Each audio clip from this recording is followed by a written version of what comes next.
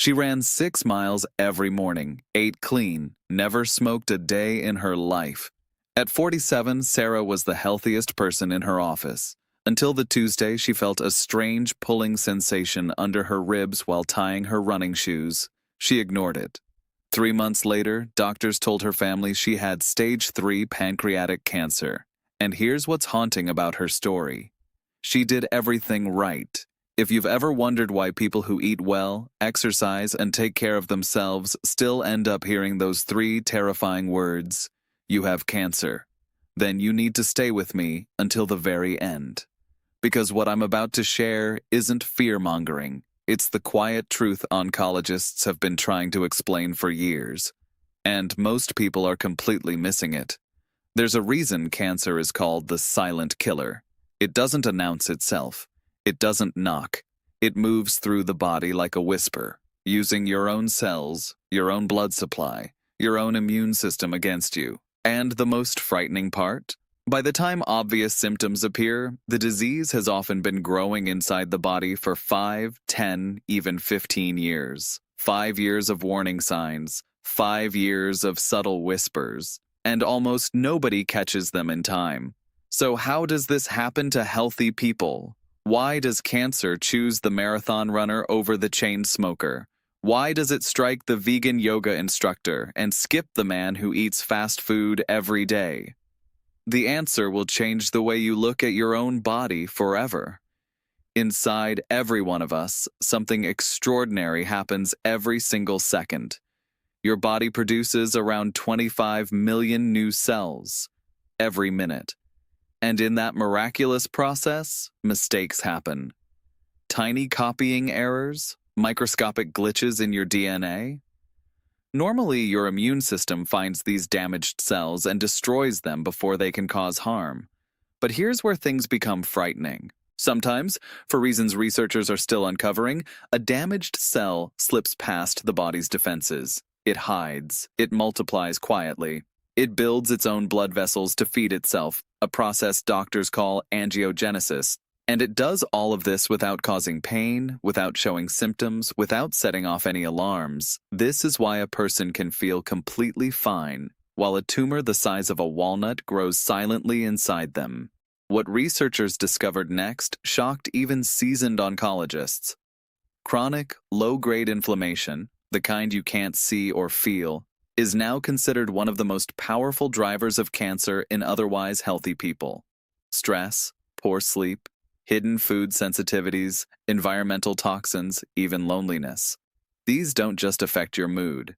They quietly inflame your tissues for decades, creating the perfect environment for damaged cells to thrive.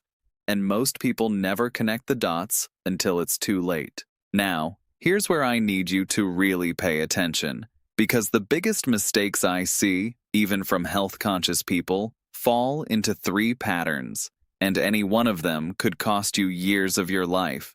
Mistake number 1, trusting how you feel. Most people think, if I felt sick, I'd know. But cancer doesn't work that way. Early-stage tumors rarely cause pain. Some of the deadliest cancers, pancreatic, ovarian, lung, produce 0 symptoms until they've already spread. Feeling fine is not the same as being healthy. It's one of the most dangerous assumptions a person can make. Mistake number 2, skipping screenings because it doesn't run in the family. Here's the truth doctors wish more people understood. Roughly 90 to 95% of cancers are not inherited. They develop from environmental, lifestyle, and random cellular factors. So if you've been postponing your colonoscopy, your mammogram, your skin check, or your low-dose CT scan because no one in your family has had cancer, please stop using that as protection. It isn't. Mistake number 3, dismissing small, strange symptoms. A patient once told me she felt a little fuller than usual after meals for several months. She mentioned it casually, almost embarrassed to bring it up. That small symptom turned out to be early ovarian cancer, persistent bloating, unexplained fatigue, a new mole that looks slightly off, a cough that won't quit, a bruise that won't heal, blood where there shouldn't be blood. Your body whispers before it screams. And these whispers are everything. So what can you actually do? What do oncologists themselves do to protect their own families? First, get to know your baseline. Pay attention to what's normal for your body, your energy, your digestion, your skin, your sleep. When something changes and stays changed for more than 2 or 3 weeks, that's not nothing, that's information. Second, prioritize sleep like it's medicine, because it is. Deep sleep is when your body performs its most aggressive cellular cleanup. Cancer cells hate well-rested people. Third, move your body every single day. You don't need a marathon. A 30-minute walk reduces multiple cancer risks dramatically.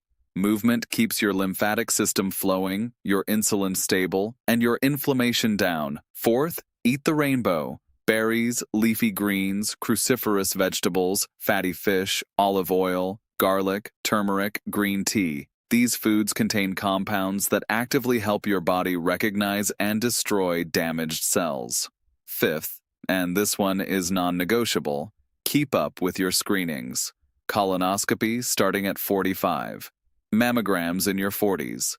Skin checks yearly if you've had significant sun exposure. Low-dose CT scans for long-term smokers. A simple blood test can sometimes catch what symptoms cannot. And finally, manage your stress like your life depends on it. Because the science is clear now. It does. Here's the truth I want you to leave with today. Cancer doesn't only happen to other people. It doesn't only happen to the unhealthy, the unlucky, or the genetically cursed. It can happen to anyone, which is exactly why awareness is the most powerful medicine you have. The people who survive are almost always the ones who noticed something early, who listened to that quiet voice that said, "Something feels off," who didn't wait. Your body is talking to you right now. The question is whether you're listening. If this video helped you, subscribe to Dr. Ethan Care, because the next video I share could be the one that protects someone you love. Take care of yourself, and don't ignore the whispers.